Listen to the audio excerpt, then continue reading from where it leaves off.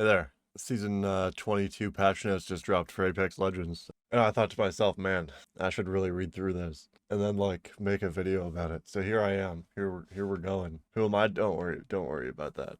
Don't worry about that. I'm here to read so that you don't have to. All right. So let's get right into this, I guess. Not much to talk about. New energy, more action. Grab the squad because the games have a whole new energy. Oh wow, that's good news. Drop back into the fight with revivals. Feel your power surge with Akimbo. Use two new battle sense features to narrow in on your enemies in the heat of the fight, and more updates that make the Outlands legendary for all. Hone your skills in Bot Royale and hit new heights in E-District, your very own Neon playground. Customize stat trackers to suit your needs or your ships, and you'll automatically unlock 3 new ones for logging in this season. Time to tap in, Legend. What does this mean? Customize stat trackers to suit your needs or your ships? What ships? That doesn't matter. That's just flavor text. New map. So this has already been revealed. There's like an entire separate post about E-District, but this map from first glance looks sick. Yeah, that's the important thing. I'm a big fan of the aesthetic and these walls that will create very annoying to pass through choke points.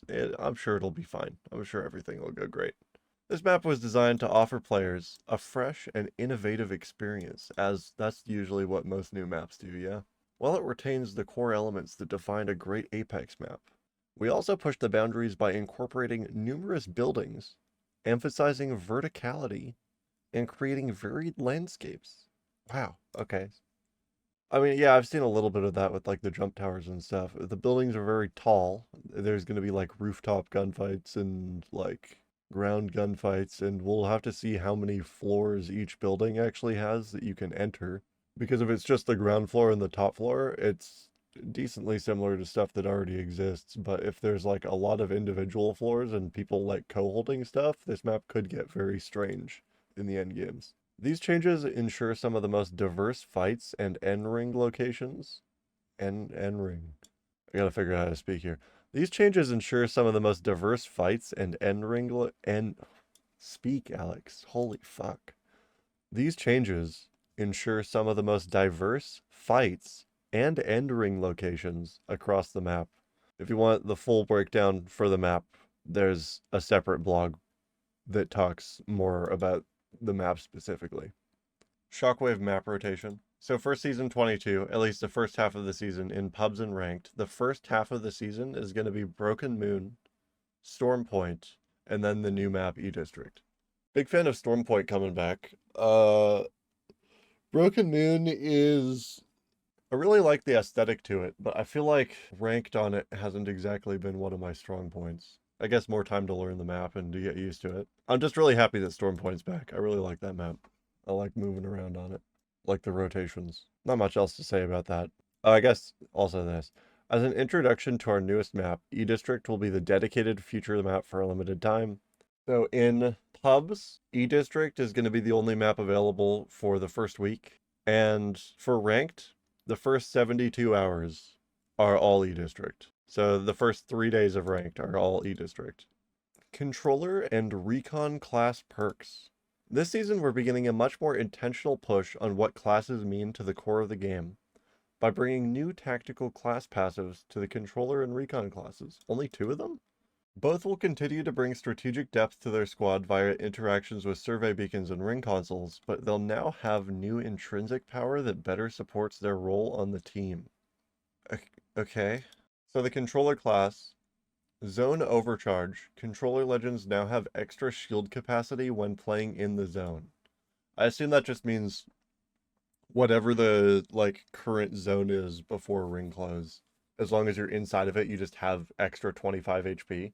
That's actually like it seems like not that big of a number, but 25 HP is really big. That's like 2 extra bullets in a gunfight, 3 extra bullets in a gunfight.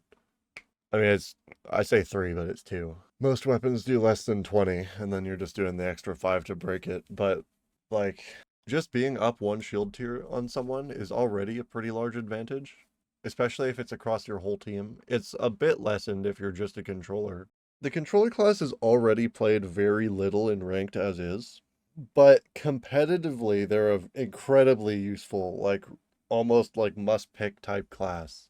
And the only reason teams are really skipping out on controllers right now, as far as I'm aware, is just because you can get ring consoles on other legends as is already. The capacity is permanent while the player remains in the zone. Overcharge can be healed with cells, batteries, and abilities. If a player enters the zone at full shields, the overcharge pip will fill automatically. So you don't need to sell it up after you get it. You just have the extra shield. It just gets on you like Evo.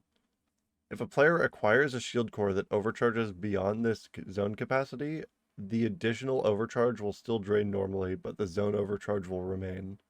So if you're on blue and you pick up somebody's purple shield from like a crate, you'll still get the purple shield extra health on top of what your overcharge was. Wait, no. If you were on blue, you'd need a red shield to do this because you'd be effectively purple shield in the zone already. And a purple shield would just refill what you already have. Zone overcharge will never enhance legend armor beyond red. Okay, so a lot of the time if you're playing deep zone, you're not going to be red anyways. Like it's already going to be rare if you're purple, and going into purple and just getting free red just for being in the zone is already really good. So I understand that. Like red's not that common, especially with like a zone playstyle. New quality of life, remote pickup, controller legends can now remote pickup. Controller legends can now remotely pick up their undamaged tacticals by looking back at them and pressing a button. Additionally, if the player abandons the area, they will be prompted to recover all possible objects. Remotely recovering these objects will restore the tactical charge. Then the dev note says that controller legends are at their best when playing for zone. This season, we're rewarding that behavior in legends who don't want to skim the edges of battle hunting for Evo, and instead allow them to maintain equal footing on their armor when playing to their strengths. Gaining knowledge of the next ring and keeping a good position will be important to maintaining this advantage. Additionally, we noticed that many newer players to the controller class struggle with management of their tacticals. This takes a step towards making it desirable to experiment with traps in order to feel more comfortable setting up shop with less worry about having to abandon your entire setup to move to a slightly better building. We want controller players to play with their kit more freely and not have to do extra running around to recycle charges or feel locked into their setup if they have to move. The quality of life stuff is incredibly nice. Being able to just pick up your like caustic traps or like a catalyst barrel, I was about to say. Being able to pick up like a catalyst wall, or I keep saying, holy fuck. Being able to pick up catalyst spikes is going to be incredibly nice. You could also do it with the rampart walls. So like, yeah, all the controller player and Watson being able to just pick up all your fences without having to like run around like following around after them. Yeah, no, this is going to be an incredibly nice change. It'll make playing controllers just feel a lot smoother, and you're going to have a lot less like busy work when you're just trying to set things up, because you don't have to run back to restore charges anymore. Quality of life stuff, I'm a big fan of the quality of life stuff. The plus 25 HP thing, it'll definitely make controllers better, but I'm at a bit of a toss-up for how much better. Like, if you land and contest somebody with a controller character, you're now just blue shield before them, no matter what they do, and you're just up 25 HP for your first gunfight. Which is pretty big. And it also just makes you harder to push out when you are already in a position that you want to hold. But it doesn't supply that same benefit to your team. So it's kind of balanced out in the sense that like you just have to, it just makes it easier for you to hold space, but you definitely like it's definitely harder, or like still can be difficult for your team. This is one that I'm definitely gonna have to like feel for myself, like playing controllers or playing against them. But as is, just like whenever they do have it, 25 extra HP is very valuable. Alright, moving on to the Recon class. New class perk, Threat Vision. Recon Legends now gain Threat Vision when aiming down sights. So, Threat Vision is like when you Bloodhound ult, how everybody in your line of sight is like full body glowing red. That's what threat vision is. Threat vision will highlight enemies that the character has line of sight to whenever using the ADS. So you just get Bloodhound ult? What's the range on that? This ability will not work through walls or smoke, and it's limited in range by the type of scope or zoom range of an ability. Like, that's good for scouting people, which I think is the point, right? But what's the point of Bloodhound ult now? It just makes you run fast? Is that it? I mean, I guess the buffs that it still provides are useful. Like, you run faster, you get better audio, or like more, yeah, it's just better audio. And like, you run faster, you get better audio, and you get footsteps. Like, I guess it's still solid, but it just feels like I'm just having a hard time flipping that around in my brain when it used to be you get to see through smokes, which was crazy. But that's been gone for like a while now, so I guess I gotta adapt to that. Yeah, like, I don't know how to feel about this. I guess, like, maybe it'll just be a feel-good thing. Like, it just makes it easier to see people if they're trying to blend in, or easier to find, like, rats and stuff. I don't know. I don't feel like that matters. I don't feel like threat vision really matters. But at least not in comparison to just raw plus 25 HP. Survey beacons, faster to use. It's now around 3 seconds, where it used to be about 7.5. So that's definitely like a nice thing. Shorten the range to 500 meters. It used to scan the entire map. 500 meters is a pretty big radius, but it definitely nerfs the hell out of the beacon. Knowing where everybody on the map was crazy strong. Like, this might have been, I was crutching on it pretty hard the last season or two. Just the knowledge of where you have free rotations or where there's an isolated team that's worth fighting, it was incredibly valuable. And now you still get a decent amount of information, but it's not nearly as strong. No longer randomly distributed, and all will now be turned on with every map. That's a lot better, though. That makes them, like... This is weird. This is a weird set of changes. Scanning now grants 75 EVO, was 200. Like, survey beacons are getting nerfed a lot. The consistency will be really nice, though. It now pulses 3 times over 15 seconds, with each pulse taking a snapshot of enemies in range for 5 seconds. Releases a large in-world scan waves that players can spot to identify an activated beacon. Enemies no longer receive a scan message. So you see like something similar to a Loba pulse instead of seeing like a "you've been scanned by a survey beacon" message. Enemies scanned will display along the edges of the minimap, even if they're not in it. So it gives you like you get like a UAV on your minimap that will actively reping them. Recon legends are this is the dev note here.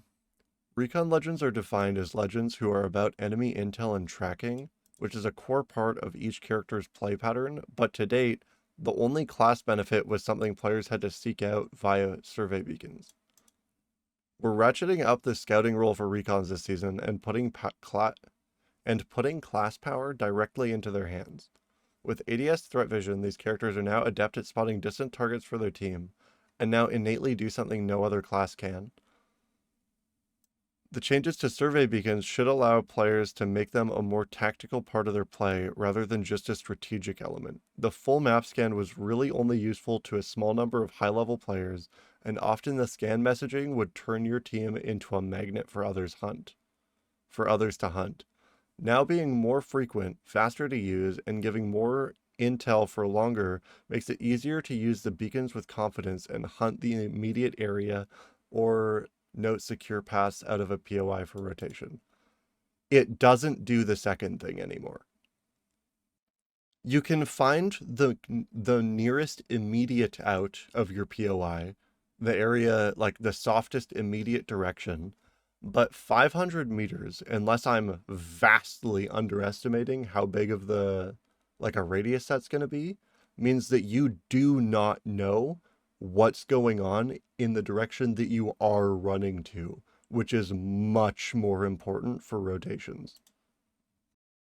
This is almost entire, like the way I read these changes is they're now not a rotation tool. It is entirely for you to decide on trying to take a fight or to try to hunt down a team near you or to like catch somebody who's isolated or a little too spread out from their team. Yeah, survey beacons have turned the way I'm reading these patch notes here, the survey beacons have turned entirely from a rotation tool with like a bit of fringe use for catching like isolated teams into only a combat tool. Like this makes it makes specifically crypto a lot better. Being able to just ping one of these beacons in the middle of a fight will be an incredibly valuable tool for like catching people flanking or catching teams like trying to run in on you for a third party and letting you reposition that way. But like I said, unless 500 meters is significantly more range than I think it is, and you're catching like multiple POIs around you, this does not fulfill the idea of letting you use the beacons easier to hunt or for POI rotations, because it doesn't do the second one anymore.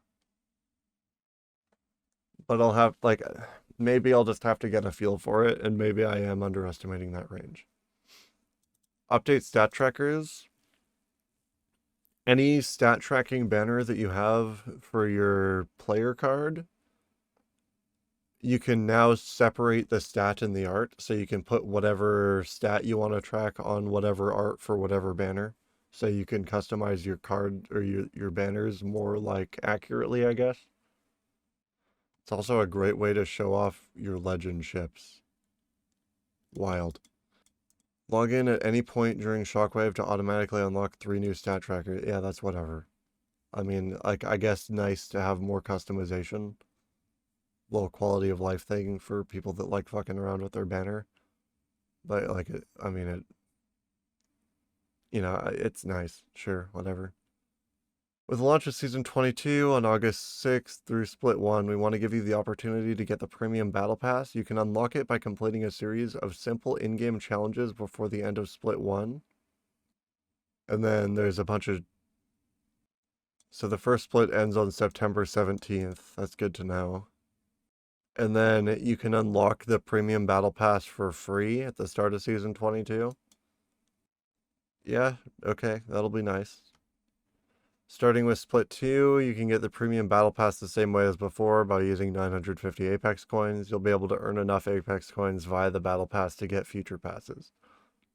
The Battle Pass options now include better rewards, and with the Retune Battle Pass challenges, it'll be faster to complete at only 60 levels.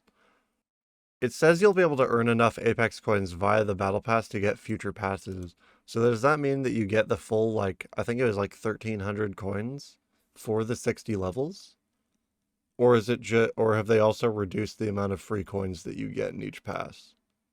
This is like kind of side note stuff. It's not super relevant to gameplay, so I'm not going to stick on this too long.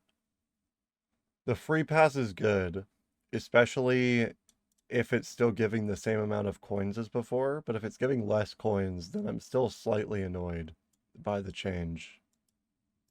Because it's going to be 2 battle passes a season now, even if it is at 60 levels. So that's all the gameplay changes, I suppose. Or like the gameplay overhauls, I should say, not changes, because the actual patch notes are coming up. So the EVA 8 is going to be back on the floor. I don't think it was, like, it wasn't the most popular care weapon. It wasn't the most popular care package weapon I've ever seen, but like There were some situations where you'd get the EVA 8 and that weapon would feel disgusting, but I feel like 90% of the time I'd rather just have anything else. Like, it wasn't that great as a care package weapon. It's going to have a slight increase to the recoil on it. They've decreased the fire rate. The damage was slightly increased per pellet, but the blast pattern is slightly increased as well. Yeah, I don't know. And it now takes the boosted loader as a hop up. Don't think I'm ever going to use this gun. Unless they make it, like, broken. I don't think I'm ever going to use that gun. Replacing the EVA 8 in the care package is the R99. It's not going to be on the floor anymore. The ADS strafe speed is increased. Oh, that's... okay. That's kind of a small thing, but that's really good. It's got improved recoil, so I guess it's just got really easy to control recoil then.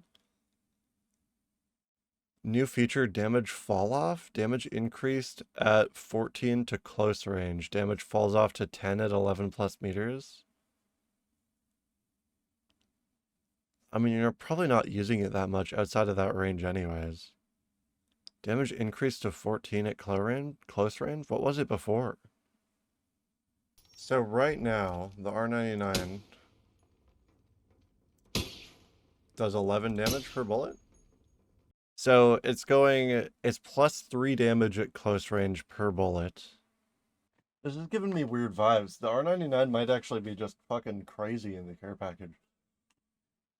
I mean, I know I'd rather grab this out of the care package than the EVA. There's a lot of the time when I just like take the EVA or take the EVO and just leave the EVA there. And then the last change on the R99 is no movement penalty when equipped. So it's like running with hands out if you have it in your hands. Which is also pretty crazy. It's probably just gonna feel really good to use in general. Like, I imagine this is probably gonna be one of the better care package weapons. I'll need to get it in my hands, but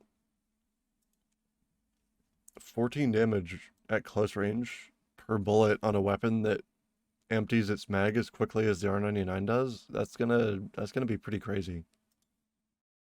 Then the gold weapon rotation, the Akimbo Mozambique and the Akimbo P2020 are going to be gold weapons now. And then the 301 Rampage and the Sentinel. So gameplay updates. This is a huge one. Aim assist is being tweaked.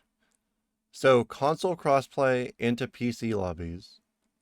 So if you're a console player going into a PC lobby, aim assist strength has been reduced by 18%. Console performance mode crossplay into PC lobbies, aim assist strength reduced by 22%, and then just controller on PC, aim assist strength reduced by 25%. So depending on... Wait, what? So if you're on console and you crossplay into a PC lobby, you have better aim assist than if you just have controller on PC? Is that what I'm reading? Or is the console value already stronger that the 18% is about the same value now? That seems weird. But this is the big one. Controller on PC, aim assist strength reduced by 25%. It's going from 0.4 aim assist to 0.3. Now, 0.3 is still pretty strong. So it's not going to completely alter the landscape between controller and mouse and keyboard players as far as gunfights go.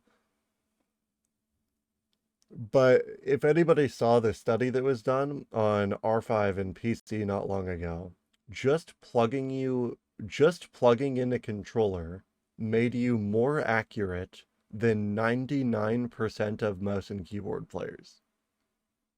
Like, unironically, just plugging in a controller and playing on a different input made you that much better, which was crazy. There were like 4 mouse and keyboard players in the top 1,000. Like, the stats were wild. So hopefully this will bring things into like a bit more equal ground, but I still, like, gut instinct says that it's still too strong. I feel like 0.2 might be fine. But, I'm just going off my gut here. From my experience playing on both, 0.4 felt like legitimately like I was cheating sometimes. And I can't imagine 0.3 is going to be enough of a reduction to really change that feeling. But, we'll see how things feel. Dev note on the aim assist, we value our accessibility as a cross-platform game, but it's equally important for us to monitor that ecosystem. Experiential, is that a word? Experiential stories from all types of players tracks with the data we're seeing when it comes to encounter win rates between different peripherals. That seems like that's a weirdly worded statement. Apex Legends is a competitive shooter, and simply put, aim assist is too strong. Aim assist will never be removed as it's a critical accessibility feature. Console lobbies remain unaffected. Aim assist will never be removed as it's a critical accessibility feature. Is it? Like what? It just needs to be there to compete with mouse and keyboard? Like what does it mean by accessibility feature? Console lobbies remain unaffected. This only impacts players on controllers in PC lobbies, our most competitive ecosystem. This change doesn't solve the intricacies of all aim assist hot topics, but it should help level the playing ground. I feel like I said, I feel like gut instinct is that it's still going to be too strong, but 0.3 does make it a little bit better. That will make things feel nice. So next up on the list of gameplay updates, aim flinch. Aim flinch has been removed from all weapons and most abilities. Damage from the ring still incurs aim flinch. Flinch is one of the most annoying features in FPS games. I get why it's there. And now, you know what? I said that, but the only reason it ever existed in my mind in any game was to make sniper rifles worse. On every other weapon archetype, it's just annoying. It's just an unfun system. It's not something like you're dealing with flinch on top of recoil on top of like whatever screen clutter's going on. Flinch is annoying as fuck. On removing flinch from all weapons and most abilities might make sniper rifles genuinely incredibly powerful now though, because that is what in my mind flinch was created for, is the problem of snipers being like high damage one-shot weapons that you needed a way to counter with other weapon archetypes. And the way that happens at the moment is that if you have something else and you put shots down on somebody with a sniper, you can just like fuck them up with it. Like you can stop them from being able to accurately shoot you back. But with that being gone, sniper rifles might actually be like incredibly powerful this season. They've already been getting like kind of across the board buffed for like 2-3 seasons now. And this might be the tipping point that makes a lot of people want to use them more. But the general thing that I've seen with snipers in pretty much every meta is that there are people that like using them anyways, and it's probably not going to change the people's minds that didn't already. But this is like a soft buff for snipers, a buff for every weapon archetype, a buff for shooting second in a gunfight. This is just all around like quality of life. The game should just feel better to play. I'm a big fan of this being removed. I've never been a big fan of aim flinch. It's one of the more annoying features in FPS games. Dev note on it. Let's be honest, no one really had love for aim flinch. We've made the call to eliminate it from all weapons and most legend abilities. However, there are some legend abilities that do benefit from the added feedback, like dunking on someone with a Newcastle ult. We'll keep an eye on abilities that may need additional feedback as we see how this change affects the game. Yeah, I can see that. Like, you might still need it on some things, like having it on like traps, like Catalyst or Watson or Caustic or whatever could, like, if it was already on them, I don't know if it is as is, but if those made you flinch before and now they don't, it makes the traps worse. But I don't know. I still don't think that's a big deal. They already impair your vision in some way, make it harder to shoot anyways. Like even the spikes, the way they come up is pretty annoying in a gunfight. Loot bin reset. Starting with Shockwave, all loot bins will close and re-roll their loot with a significantly increased chance at higher tier and rare loot at the midway point of the match. Bins that have been re-rolled will appear slightly different than ones that have never been opened. After the reset, multiple bins will convert into legendary loot bins that provide smart loot, guaranteeing the contents to be relevant upgrades for a squad. I'm trying to think of who this will be most beneficial for. Probably people playing Edge, right? Because you're running through more POIs, more different areas that might have already been looted. And then as you get into the mid-game, you'll probably be able to just get stronger attachments and upgrades for your team. But I might be thinking about it wrong, and it might just be really good for zone teams because they'll be looting their POI, locking down the position, and then if nobody can test them for it soon enough, they'll get a reroll on all their loot, and they can rerun loot paths to get better equipment. It might just be like an around-the-board buff because edge teams are already getting more loot to kind of balance out what they would have been missing. So I feel like this is mostly like a zone thing. Mythic bin. One mythic bin will spawn into the match with one random care package weapon. A gold version weapons of those that the squad is running at the time of opening the bin.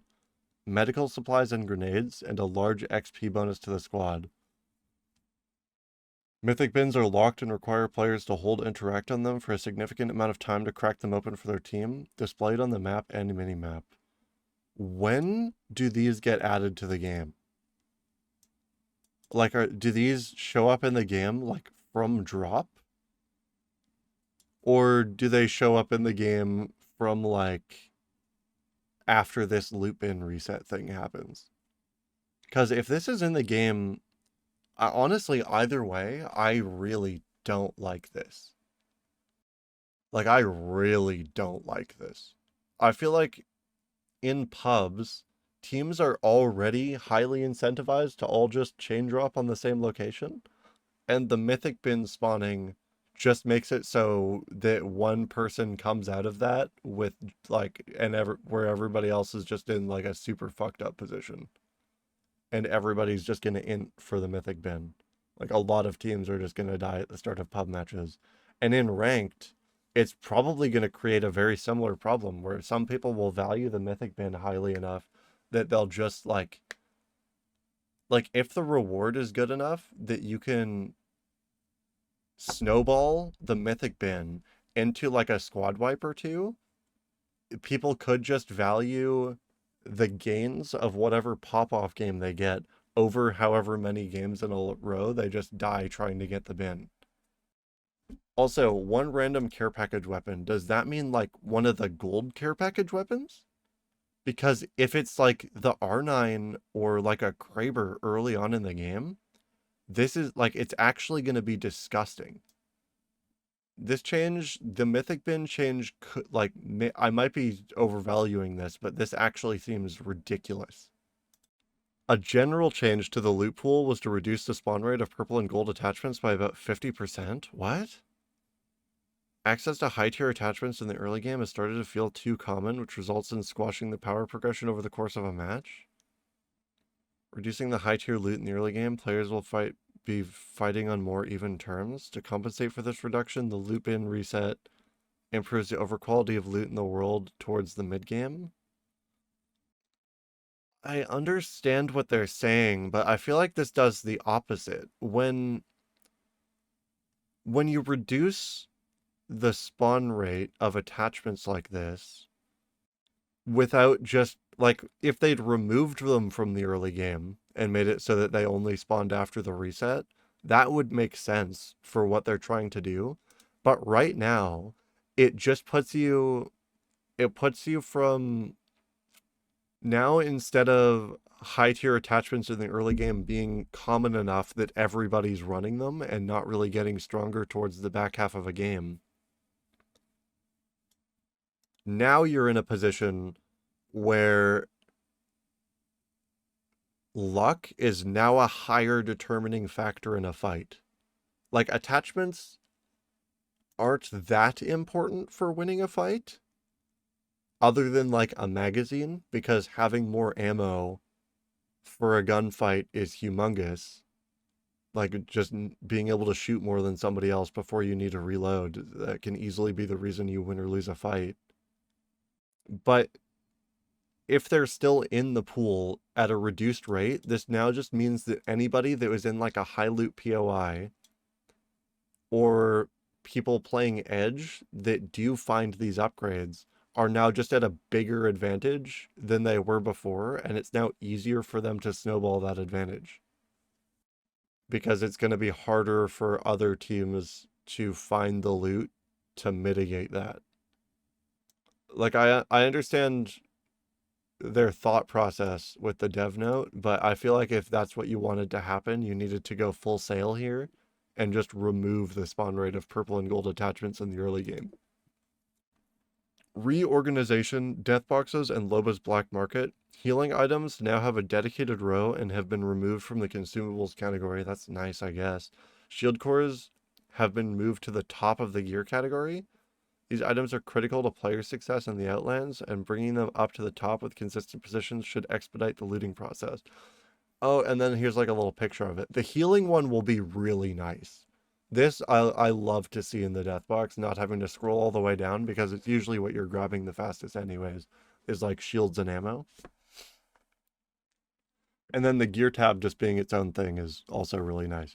Although moving the shield core around is going to fuck with experienced players in a way that it's really going to screw over your muscle memory.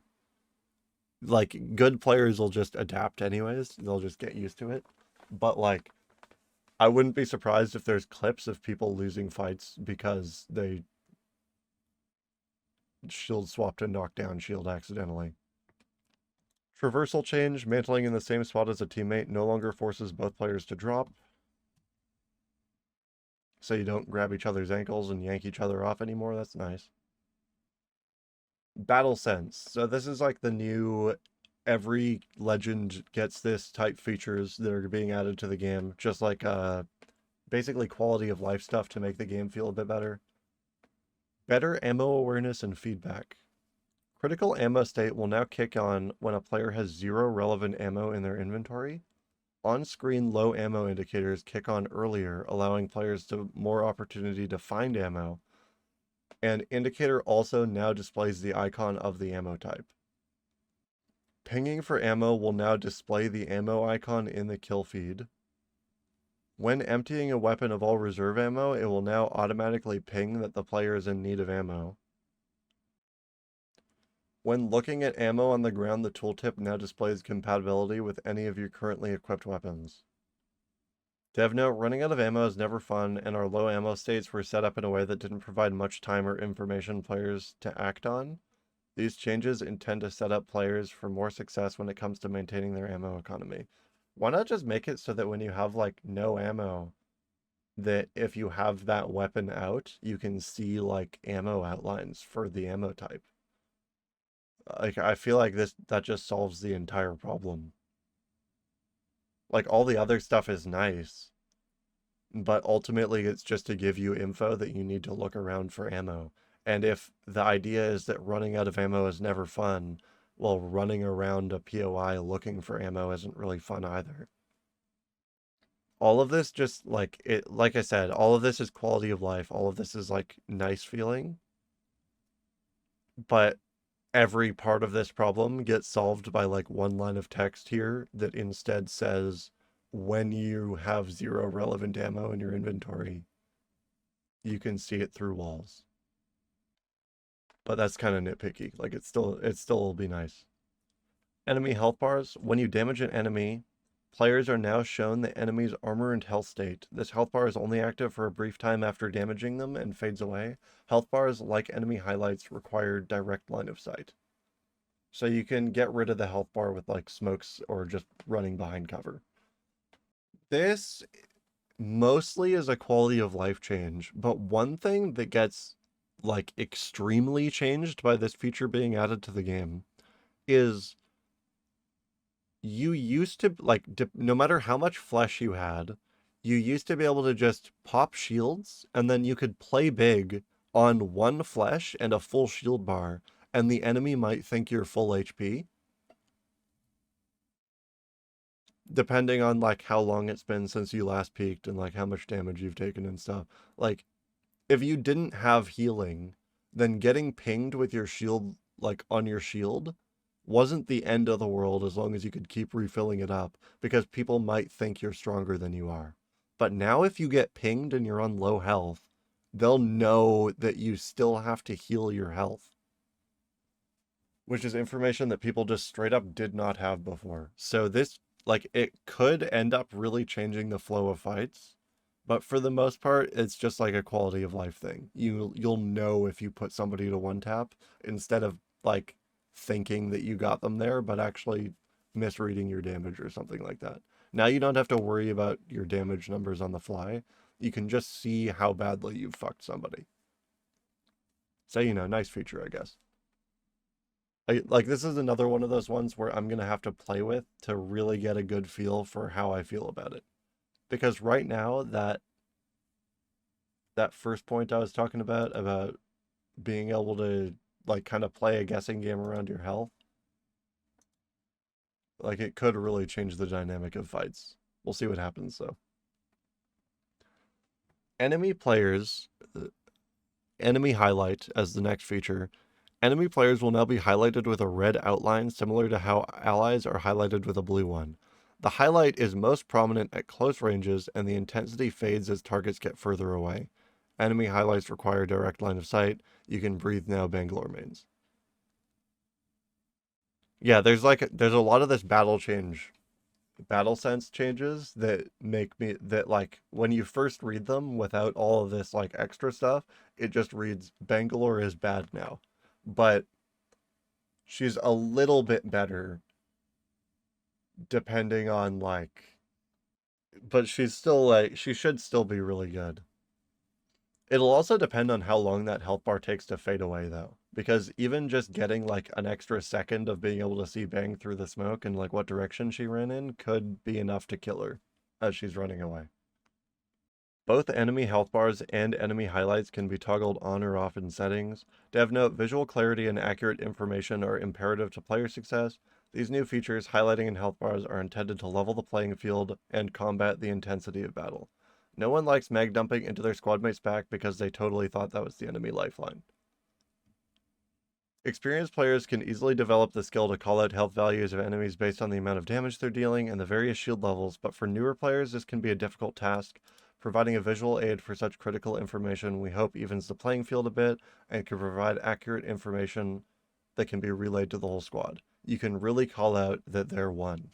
Yeah, so like this is kind of like the health bar thing is kind of like jungle timers in League of Legends, where once you're experienced with them and once it's just something that's been added to your mental stack and it's something that you actively think about in game a lot, it's pretty easy to do on the fly and it's easy to be able to track your numbers and like know what you need to do next and like what camps are going to spawn when. But for a new player, it's like arcane magic.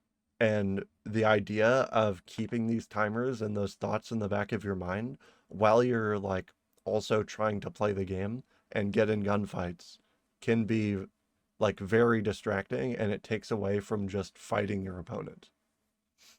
Like again, I'm gonna have to get a feel for how this feels in game, and you can turn it off if you don't feel like you need it, but having like perfectly accurate health bar information is huge.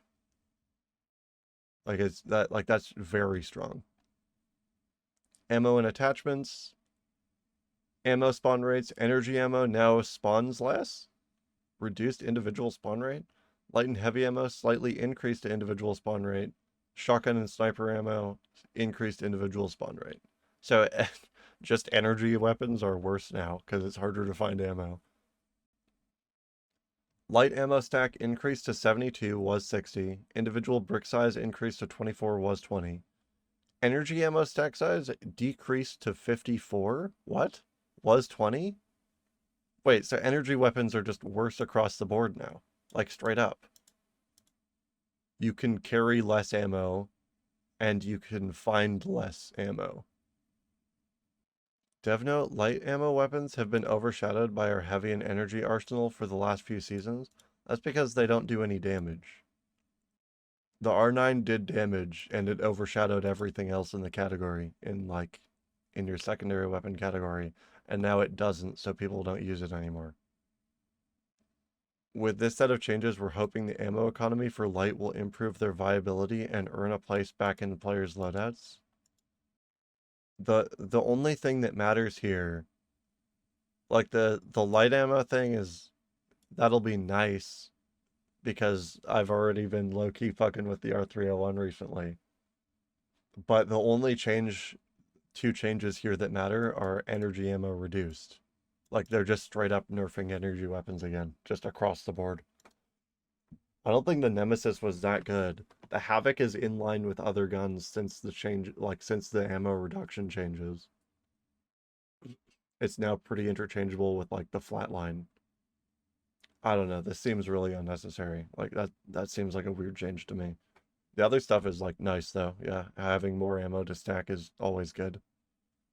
Hop-ups, disruptor rounds removed from floor loot? So, wait. The alternator was already kind of in a position where it couldn't compete with other SMGs unless it had the disruptor on them. I now literally can't think of a reason to pick it up unless it's literally just the first weapon you find. You just swap it with anything. Especially with hammer points still on the floor for like the RE or Mozas. And then with Akimbo being added to like the P2020, like there's no reason to use the alternator anymore. The Peacekeeper can live without the disruptor rounds. As much as it was nice to have them, it didn't need them. This feels weird. New hop-up added, gun shield generator, usable by all LMGs, Spitfire, Rampage, All-Star, Devotion. Also the Devotion... No, wait, the Devotion's still a care package gun. Forgot about that. When aiming down sights, automatically deploy a frontal gun shield, kind of like a Gibby shield, I guess. It absorbs 40 damage. It's recharged after 12 seconds. And it improves Gibby's gun shield if you have it on, so it gives it more health. There are more LMG changes coming up later. But finding this is going to be like a real feels good thing for any LMG that you use. Like, it can very much be the difference between winning and losing a gunfight. And it's on a hop up, so it's like, it's based on luck, right? Like, this is another one of those things. This counts as a gold attachment, which means you're going to see less of them in the early game, which means if somebody does find a gun shield off drop, they're just 40 health up on every gunfight they get into. Like, this, I don't know. This seems really annoying. Can always just shoot lower, though. Weapon changes. Akimbo dual-wield 2 P2020s or 2 Mozambiques this season by finding and interacting with a second P2020 or Moza to automatically enter Akimbo mode. Aiming tightens the hipfire spread instead of looking down sights. Attachments are mirrored to the second weapon. Both of the weapons are automatic in Akimbo, so you don't have to tap fire them, you just hold the trigger down. They get increased rate of fire, longer reload time, double magazine size, optics disabled, and you can toggle select fire to holster your second weapon and re-enable your optic. There isn't going to be a lot of reason to ever do that, but I guess if you needed to pick away at somebody with your gun. With Akimbo weapons being added to the game like this, it's adding a bit of luck to the idea that you'll need to find your second one in-game. But these are just gonna outclass SMGs and shotguns. At least, like, without using them, that's how it feels. Like, double Mozambiques goes pretty crazy. Being able to hit body shots like that much faster on top of, like, if you already have a bolt, it gets doubled, and then if you have hammer points on top of them, like, the Mozambique actually could be a really good weapon this season.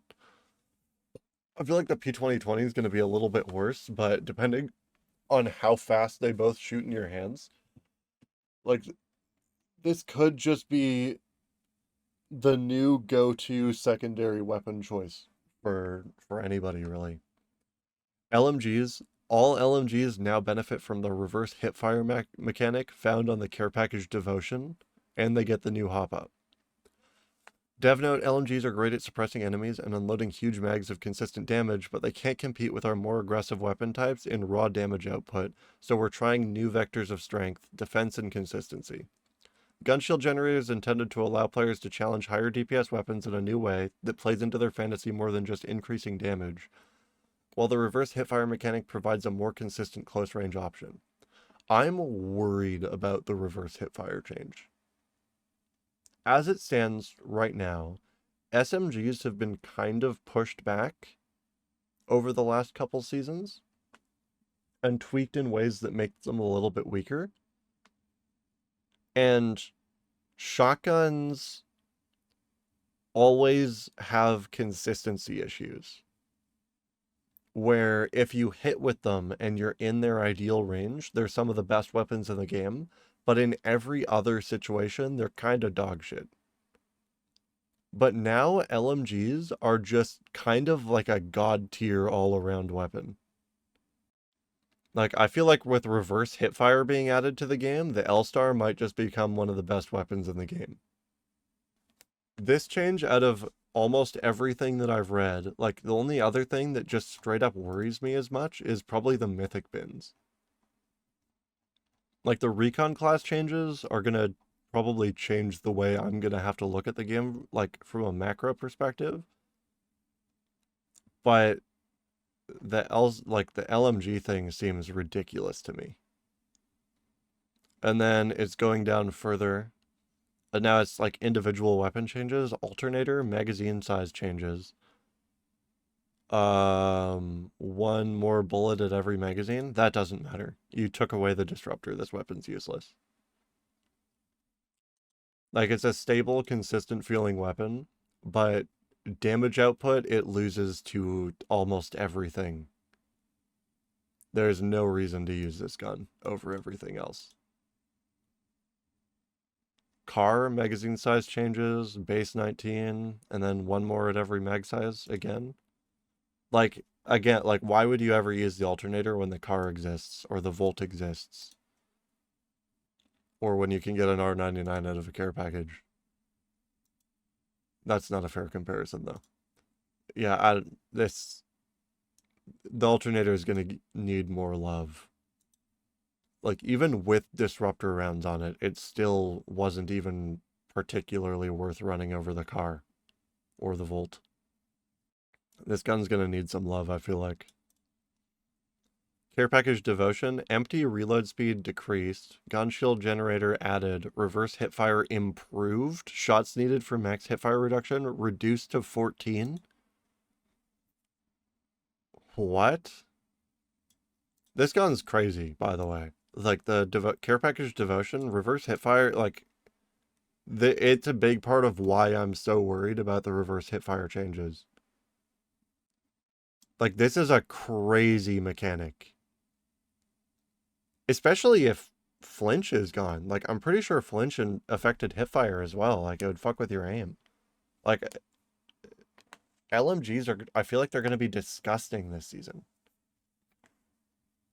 Flatline, one less bullet in the base mag and two less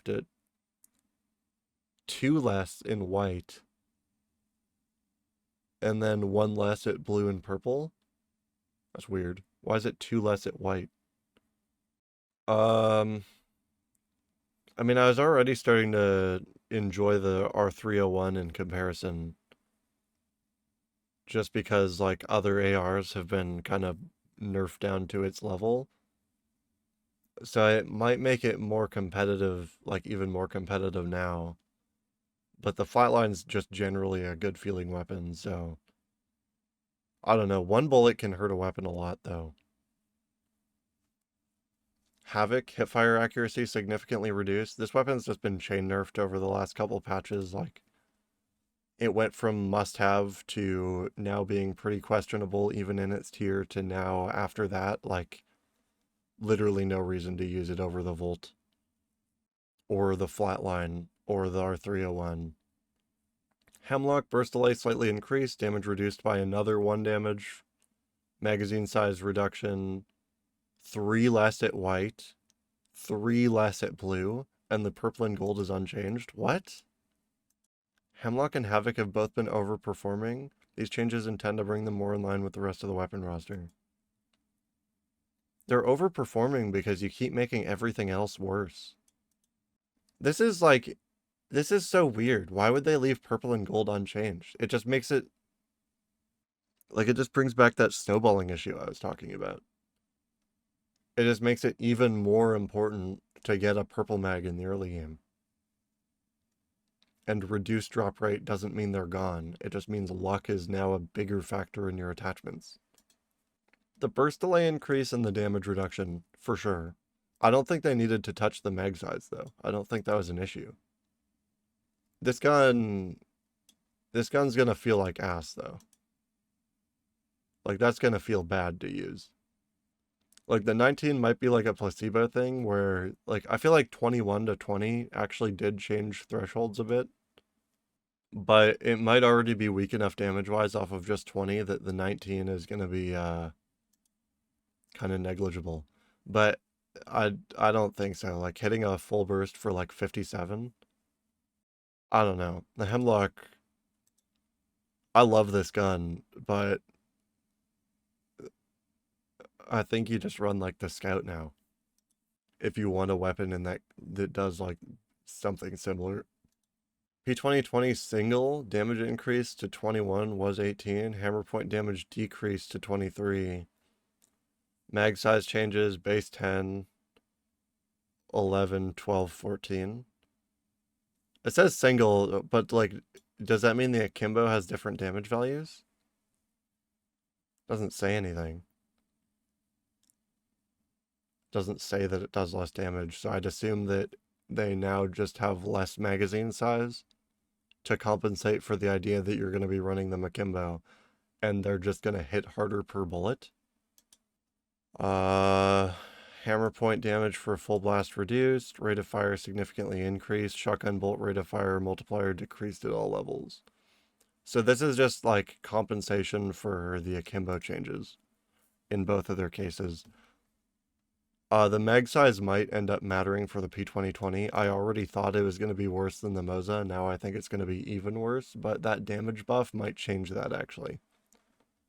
Like the P2020, I might be sleeping on it a little bit in terms of like, because you're still going to be able to miss portions of Mozambique Burst, but the P2020s might actually be kind of disgusting. Mastiff, pellet count reduced to 6 from 8, and damage increased to 15 per pellet instead of 11. Dev note, shotguns have been feeling inconsistent lately, so we're taking a swing at improving that consistency without just cranking the damage up. Reducing pellet count and increasing the pellet per damage should increase the average damage dealt. And then it's just, like, this is how the pellets used to spread out, and this is how they spread out now. I don't like that pattern. I don't know, I've never been a huge fan of the Mastiff anyways, so I'm not too worried about this one. I don't think shotguns are going to come back into the meta with this. Like, maybe the Moza. But unless they're, like, really consistent, I don't see it changing much. Peacekeeper, same thing. Damage increased per pellet. Pellet count reduced to 9 from 11. Blast pattern changed, or shape changed. This one I feel like is like a lot more impactful than the Mastiff. Because the star pattern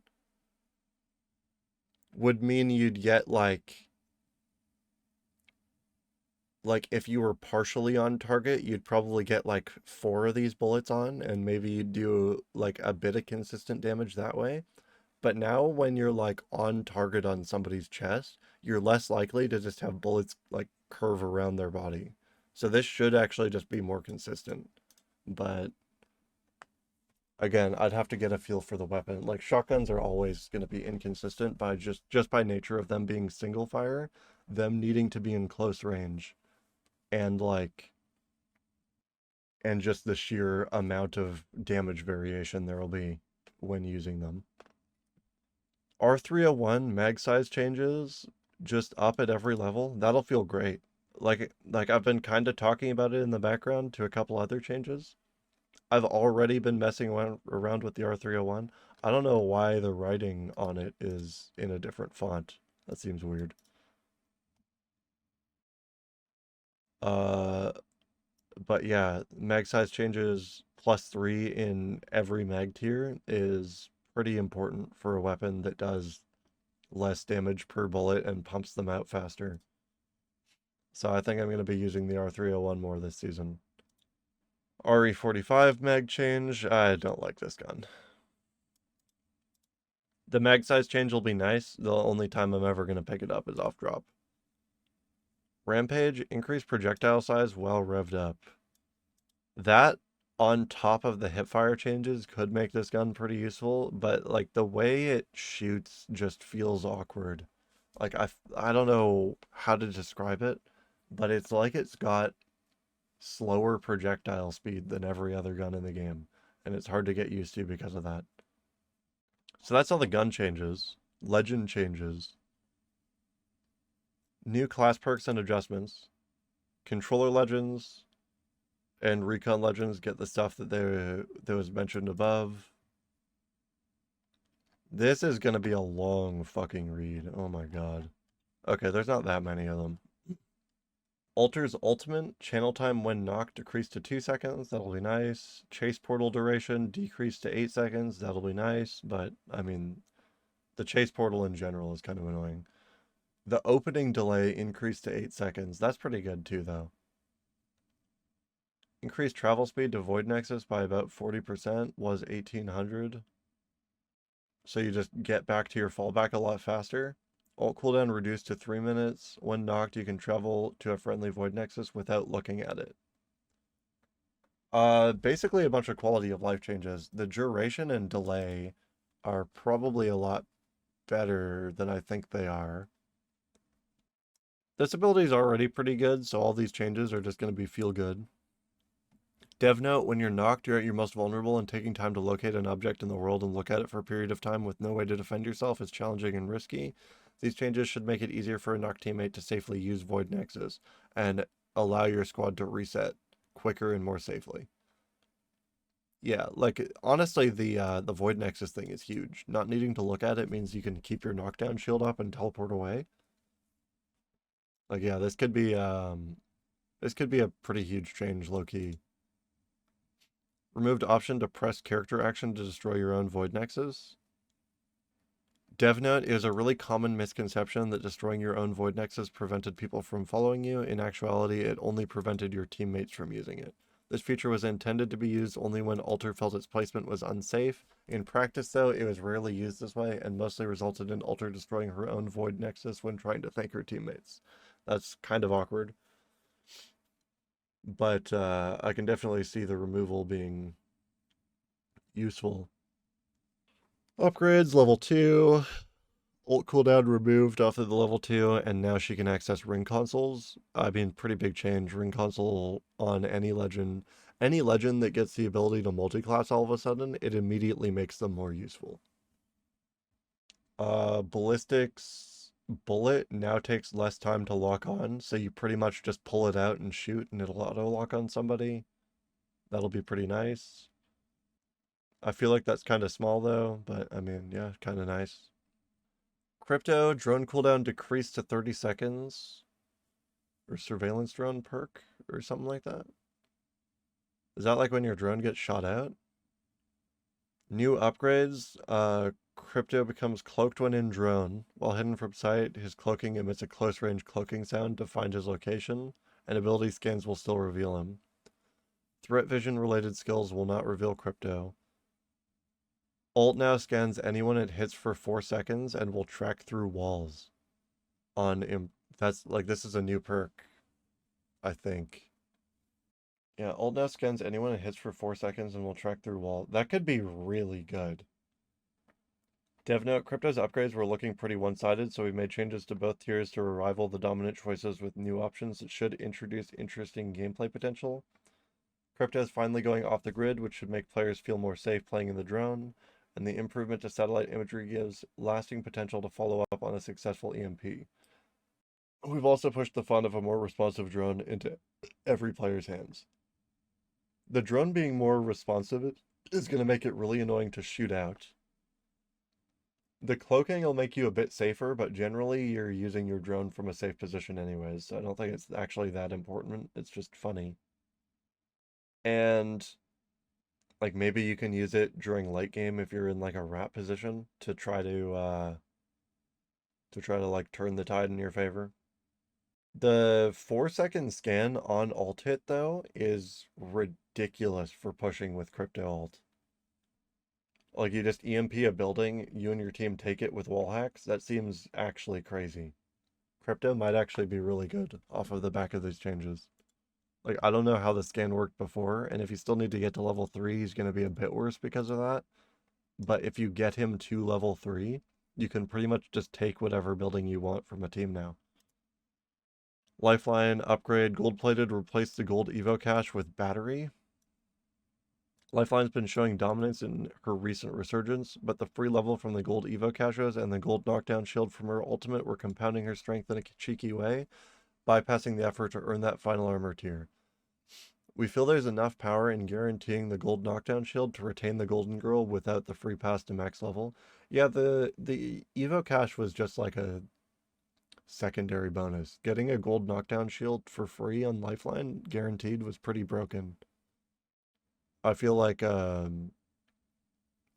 still gonna take gold plated over self-res unless you already have the knockdown shield. Rampart, Sheila, ammo drains from pip charge with use. Maximum number of placeable turrets allowed is now 1. Need 1 pip of ultimate charge to draw or place Sheila. Oh, so you don't need your full Sheila to use it now.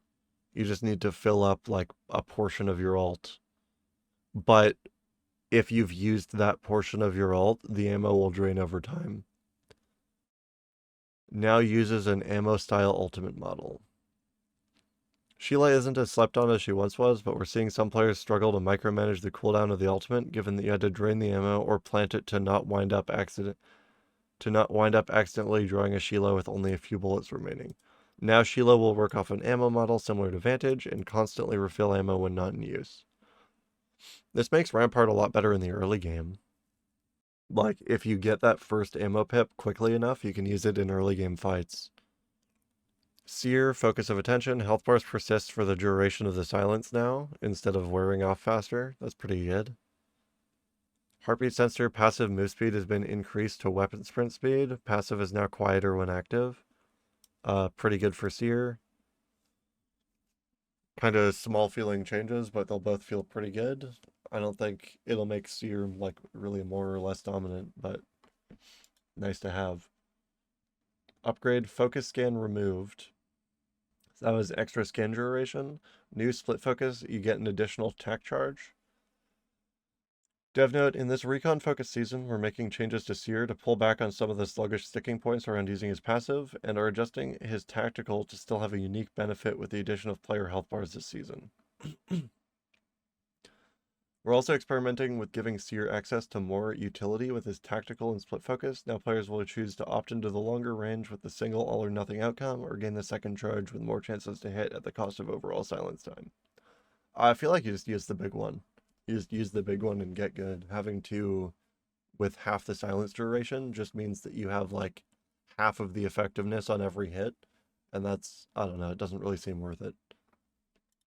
Vantage, Echo relocation no longer requires LOS of Echo to launch. Probably pretty good. Can launch when LOS is blocked. Can now cancel the attack mid-charge. Attack reticle will turn red when Echo's behind you and you're launching. will slide around boxes and geometry as best as it can to reach Echo.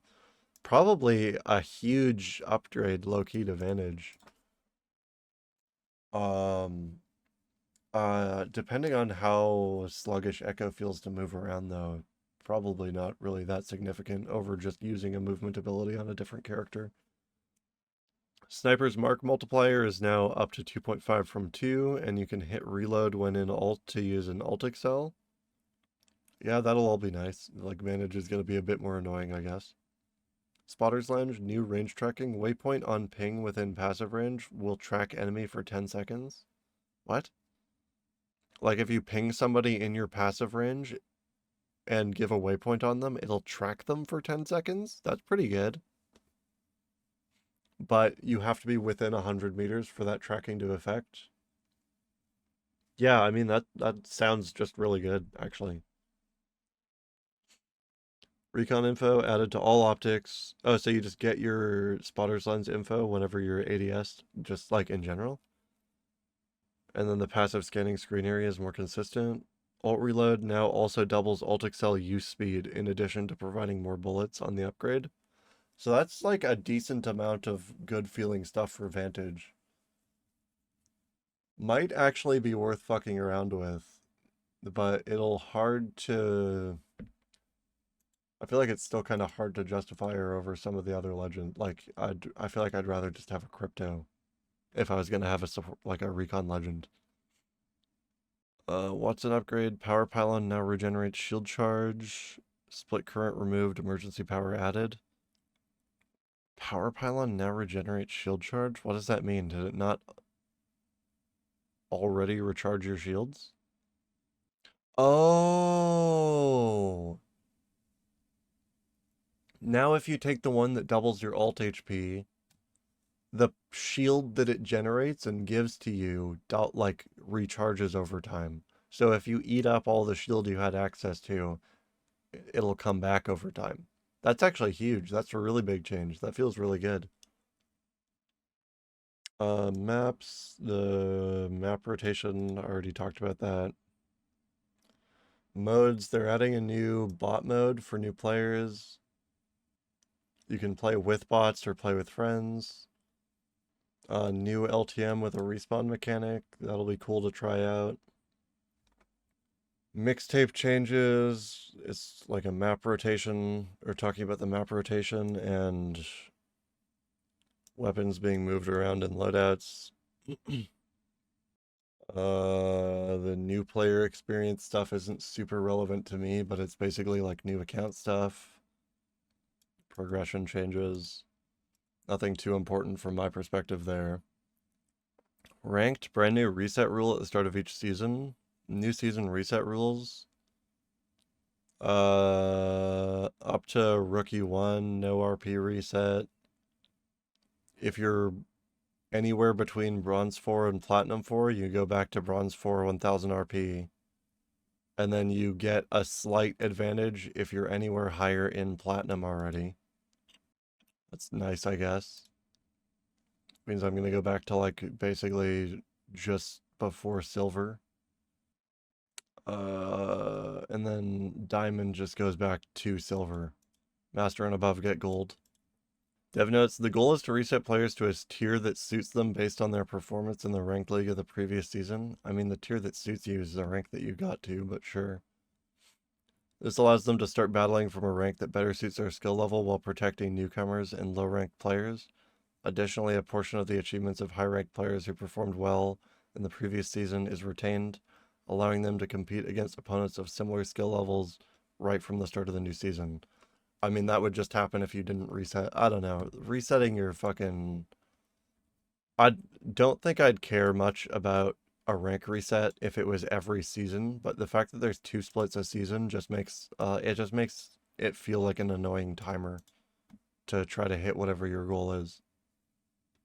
And going through the early ranks is usually easy enough that it, like, just because of the way, like, gains and minuses work, that it just kind of feels like a waste of time at the start of every season.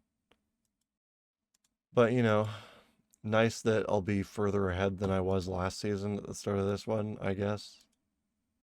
Ranked Rumble is gonna come back midway through the next split. I don't really care about this. It just makes the season shorter, which is kind of annoying. World system improved end ring generation system. That's pretty vague. Hard to say what exactly that means. Random bug fixes. Quality of life stuff that I've already mostly gone over, or things that aren't really relevant to the base game. Graphics optimization stuff, and that's everything. Okay. So the gist of everything I'm reading is akimbo weapons are probably going to be broken. Vantage might be useful. Crypto might be useful. Recon skins got worse. LMGs might be, like, low-key the best weapon class in the game now. The Mythic Bin could really fuck over the way the games play out. Like, people already die pretty fast in some of these matches. I feel like it's just going to make that a lot faster.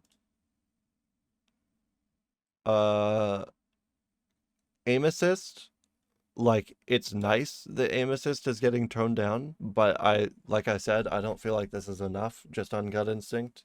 I feel like it's still going to feel too strong. Like, as it stood, based on the input survey that, or like the input testing that got done on R5, plugging in a controller made you better than 99% of mouse and keyboard players. And now on 0.3, that should just mean you're like better than like 80% or 75%. I feel like it's still really swung in the favor of aim assist right now. But, you know, I'll have to see in game. One of my bigger question marks is how good the R99 is gonna feel, and like how much the 25 HP on controllers in zone is actually gonna matter. But yeah, that's the general risk or gist of everything. Thank you for joining me for the Shockwave patch notes, season 22 coming in hot pretty soon. Drop a like on the video if you stuck around this long or you like this kind of content. Hit that subscribe button for more Apex in the future. You know, I will be playing season 22, kind of why I'm reading these. And have a lovely morning, noon, or night. Peace.